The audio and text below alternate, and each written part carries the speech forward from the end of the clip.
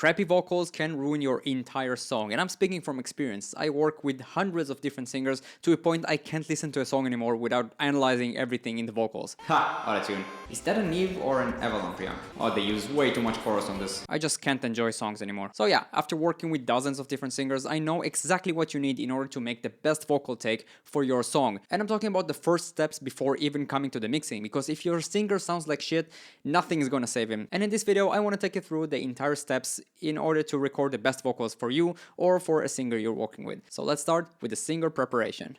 So the first most crucial thing is that you have to make sure your singer is 100% ready to sing that day. Doesn't matter if it's you or someone else, it's best if your singer is bringing their A game to the song, because this will give the best results. You cannot imitate emotions in plugins, so it's best if your singer actually knows exactly what he's doing and feeling best. Under no circumstances should you record the singer if he's hoarse, has stuffy nose, feeling down, especially if you need to record for high energy songs or if he's dealing with heavy emotional problems. You need to understand that singing is the most sensitive instrument, and any small fluctuation will have an effect on how the performance is being made. It's crucial for the singer to know and memorize all the lyrics and the tune of the song before actually coming to record. This way, the singer will be able to focus on the performance rather than reading and memorizing the notes on the spot. On the day of the recording, and generally a good tip, hydrate a lot. And I'm not talking about drinking 1 glass before the recording.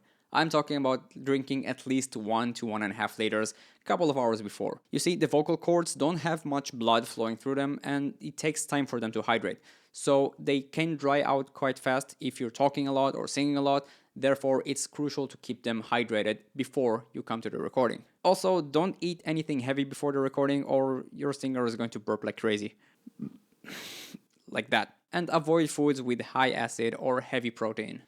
Yeah, don't eat before you record. And finally, warm up properly. There are dozens of YouTube tutorials for how to warm up your voice correctly before recording, so choose one that you like around 10 minutes and practice before the recording. Alright, your singer is ready. Next, let's talk about the environment. No, it's not that kind of video. This environment. Yeah. Fixing reverb in an untreated room is a pain in the ass when you're editing that in post. So make sure the room you're recording isn't swimming with reflections. If you're on a budget and you have a condenser microphone, you can always use a blanket around it to cover all the reverberations. You might be surprised, but this is incredibly effective. Or just use a dynamic microphone. I'm using the Shure SM7B and can recommend it very, very much. I've been using it for more than 10 years and it's a beast. You also need to check your surrounding before you start the recording. Close your window. Close all your fans and air conditioning. Make sure your computer fans are not running at full speed. And also ask your neighbors kindly to stop moving furniture for 1 fucking hour. Just make sure to kill all the noise around you, because editing that in post can kill lots of different frequencies that would otherwise really contribute to the sound of the singer. Once the environment is set, let's connect the microphone. Recommendation is for a large diaphragm microphone, just like I showed you before. The condenser. They are very sensitive and good at capturing all the small nuances in your voices. But again, if your room has lots of reverberations in it, a good dynamic microphone is going to get the job done. Yes, dynamics sound much less crisp than the condenser microphones, but they will do sufficient work, especially if you're focusing on something very speech related like rap or heavy metal that requires lots of screaming, because these microphones are really good at capturing only what's in front of them and not their surrounding. After you finish choosing your microphone, you need to position it correctly. I'm speaking relatively close to the microphone because it's capturing all the bass in my tone, but when you're singing, it's recommended to keep at least a fist distance away from the microphone. This is kind of the sweet spot where all the frequencies are feeling neutral. And if I'm backing away from the microphone, you can hear that it's getting a lot thinner, or all the bass frequencies are disappearing. Also, for any mic you're using, it's recommended to use a pop filter. The Shure SM7B come with a built-in one, but any other microphones that are dynamic can also have a pop filter built into them, or place one in front of the condenser you're using in case you're using one. For the condenser microphone, place the pop filter around 4 fingers distance away, and also try to record around 4 fingers distance away from the pop filter, and try not to sing directly to the microphone but at a slight angle to avoid popping and the sound that you hear while recording live. When you're recording to the microphone, don't put your hands around it or anything, because you just heard how it sounds. Not good. Try to keep it neutral and kind of empty around it. And if your singers need to whisper, you can always close into the microphone. And if your singer needs to shout, you can always move back so it won't distort and destroy your microphone and your listeners' ears.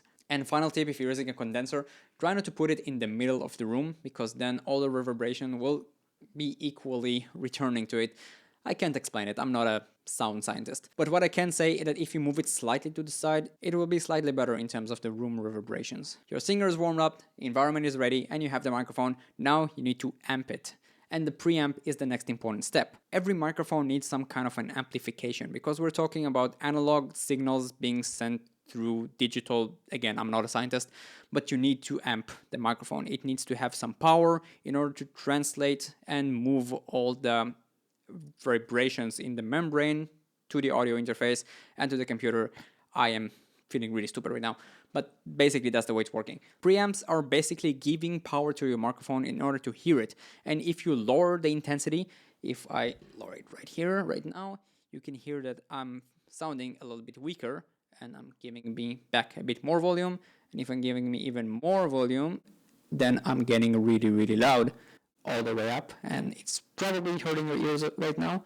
Let's dial it back. So it needs to find some sweet spot in the middle. And if we're looking at the DAW, you can see that a good point is somewhere between -10 and -6 decibels. It's okay if you're peaking here and there, or if you're a little bit lower than -12 sometimes. Just make sure the average is somewhere between these decibels. Also make sure to look at your audio interface and see exactly when it's peaking. Every audio interface has a gain displayer that shows you how loud is the signal coming in from the source. If it's too low, amp it up.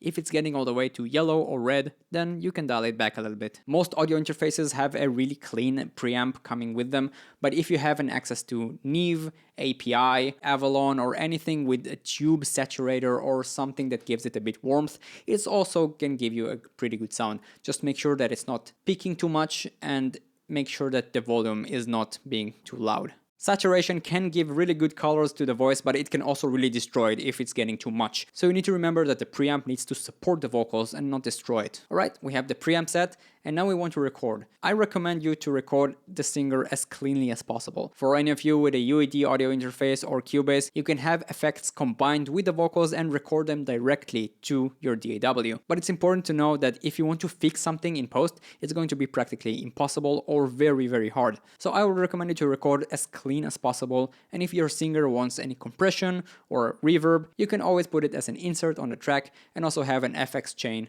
linked to the track to add any reverb or delay if your singer just can't sing without it. You crybabies. And now everything is ready, let's talk about recording. Make sure the singer is standing a fist distance away from the microphone most of the time. Only move closer and further based on the volume of the singing, and don't forget that you can always adjust your preamp accordingly. When everything is going down, it's time to make some changes. When fun is calling, go and get it! Even though I don't recommend touching the preamp too much, especially when you have analog preamps, because this can change the entire sound. I find it best to instruct the singer to get into a character that fits the vibes of the song, even if the lyrics are not fitting to this character. Imagine you're a rebel and you have a group of people you need to lead. Imagine you're frustrated about the situation and you need to sing it out loud. Imagine you're a good singer and can hit the notes for once. Yeah. You have no idea how well acting works when you're making vocal takes. When you record, I recommend to focus on each part of the song at a time. Start with whatever feels comfortable in terms of intensity. I usually start at the verse to get a feeling of the song and to get another additional warm-up. You can record the whole part a couple of times, or even better, get a good take of the part, then punch in to cover problematic words. This will keep the energy up and not tire your singer as fast. Once you have all the recordings finished, you can open the lanes function. It looks and named different in every DAW, and select the best takes. Focus on correct delivery rather than notes, because a good vibe is much more important. You can always fix the notes later with Melodyne or Autotune. For doubles, you don't need to record an entire track again. Take the second best one from the main track you've recorded and drop them in the double track. And if you have time and energy, you can also start working on the harmonies. Being more in the background, they don't have to be perfect, so it's okay to record with lower energy or on a different day. When fate is calling, go and get it! And if you can, I highly recommend you to finish all the recordings of the main tracks in the same day. Different days have different feelings to them, you wake up feeling your voice a little bit different, and this will have a huge effect on how it sounds. So try to finish everything on the same day. So if you followed all the steps, you should be able to record very, very clean and precise vocals.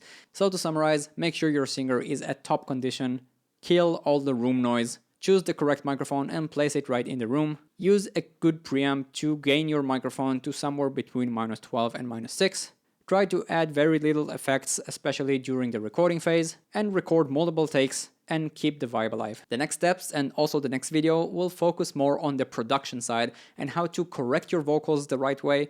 And the next video after that is going to talk about all the mixing parts of the vocals. Yeah, there are many different parts to vocals because it's so complicated, but really if you follow these steps, it's going to be much easier. So if there's anything specific you'd like to see in the next video, or you might have noticed something that I missed in this one, leave a comment and let us know. We're trying to develop the channel here and hopefully grow a community of producers that are going to look at music a little bit different. If you found this video to be useful, a like and subscribe would help us tremendously. If you're interested to know a little bit more about production, we have an entire series which you can press right here, or here, or here. I'm not sure how it's working, but yeah, see you there.